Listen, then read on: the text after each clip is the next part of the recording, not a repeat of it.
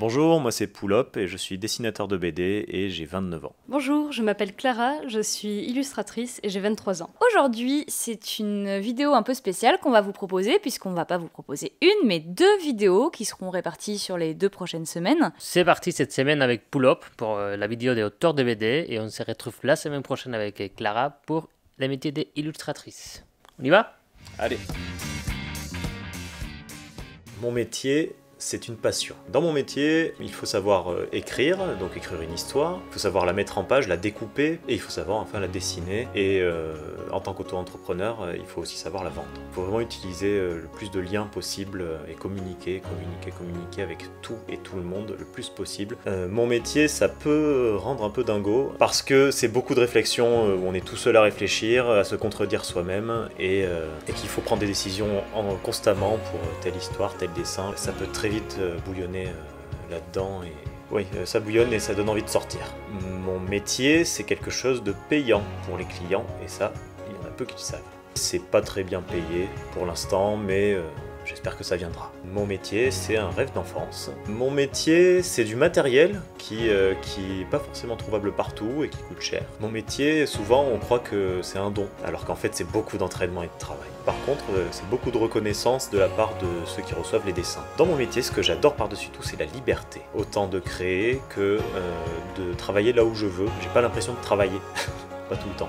Mon métier me permet de rencontrer plein de personnes de différents domaines, que ce soit scénaristes, tatoueurs, youtubeurs ou autres. Dans mon métier, parfois, on se met en danger par rapport à l'opinion publique, surtout par rapport aux réseaux sociaux. Les gens qui reçoivent des dessins ont toujours les yeux qui brillent, et ça j'aime bien. Bonjour. Bonjour. Sans langue de bois, est-ce qu'on peut aujourd'hui se lancer en tant qu'auteur de BD et espérer en vivre à 100%? Alors oui, on peut espérer. Il y a plein de choses à voir avant. On peut être auteur de BD et avoir un contrat dans l'édition, ce qui est une sécurité, donc c'est fixe, c'est plus stable. Sauf qu'il faut pouvoir y entrer dans la maison d'édition, donc déjà avoir un bon bagage en dessin, être sûr de son dossier. C'est pas simple, mais c'est pas du tout impossible. On a vu que tu viens d'autoditer ton premier livre avec une campagne crowdfunding. Tu peux nous raconter un peu comment tu as fait? Donc c'était une campagne avec le site Ulule qui fait des crowdfunding, comment on dit en français déjà, des financements participatifs. Ouais. Et en fait, c'était une idée qui est venue comme ça d'un coup et je me suis dit, on me l'avait déjà souvent demandé parce que moi je tiens un site, un blog, une page Facebook, tout ça. Et on m'a dit, mais pourquoi tu mettrais pas toutes ces BD là sur papier? C'est plus sympa quand même. C'était assez simple à mettre en place dans le sens où j'ai déjà plein de choses à mettre dans mon livre, dans ma BD. J'ai fait de l'inédit aussi. C'est simple à mettre en place parce que quand on sait le projet qu'on veut faire, en fait, voilà, il y a juste à foncer. L'interface du site Ulule est très simple. C'est plus la partie manutention qui va suivre où là, il faut gérer de recevoir, parce que bon, comme c'est de l'auto-édition, il n'y a aucun intermédiaire, donc pas de distributeur, pas de communicant pour faire connaître le truc. Donc il faut se transformer en tous ces métiers-là. Postier. C'est ça, exactement. Ça prend un temps fou. Faire beaucoup de pubs, répandre le plus le truc, matraquer le net de mails et de Celui-là, traquenards en tout genre pour rameuter le client. Mais voilà, et après, donc, il y aura toute la manutention où je vais recevoir des BD par palette entière chez moi et où je vais devoir m'amuser à les mettre dans les cartons, les enveloppes et les envoyer aux clients.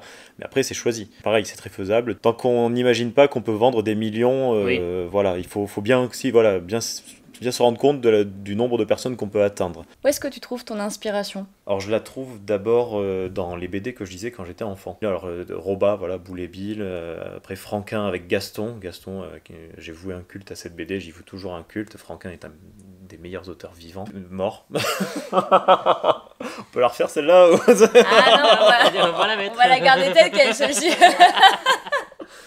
Gottlieb, hein. Mort ou vivant? Lui il est mort depuis moins longtemps que Franquin. Après je m'inspire beaucoup du cinéma aussi.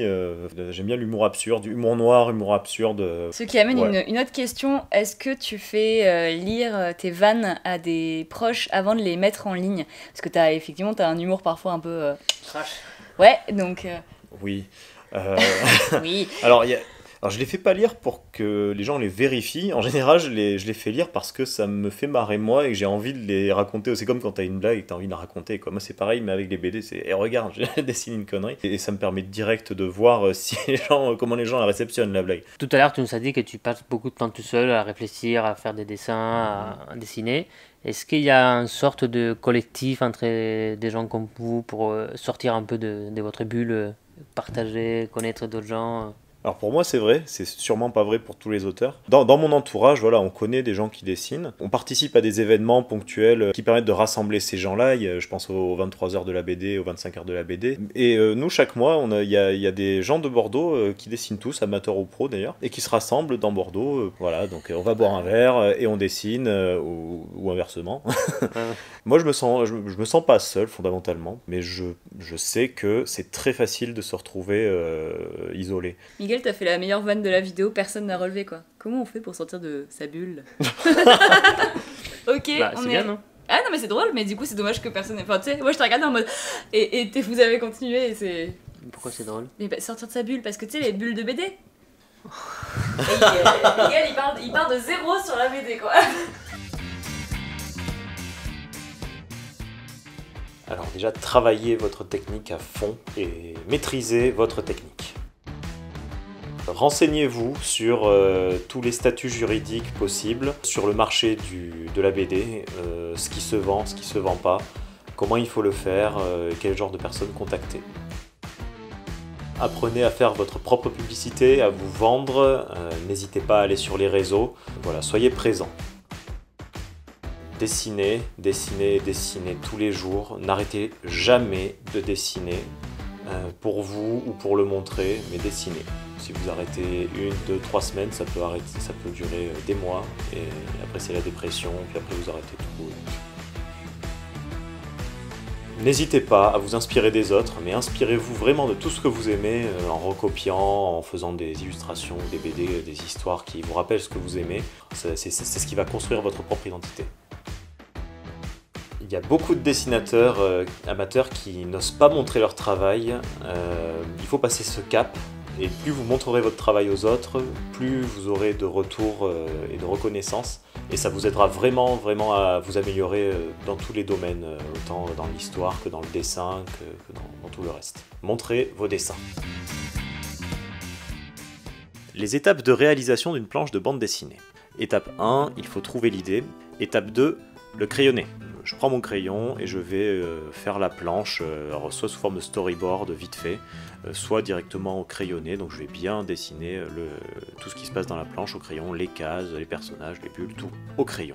Étape 3, l'ancrage. L'ancrage c'est ma partie préférée.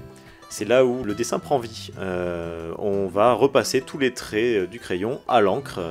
Étape 4, si on n'a pas de table lumineuse, le gommage, donc l'étape la moins intéressante, il faut tout gommer, voilà.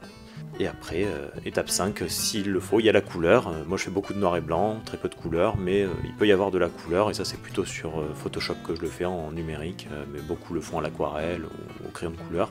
Et la planche est terminée.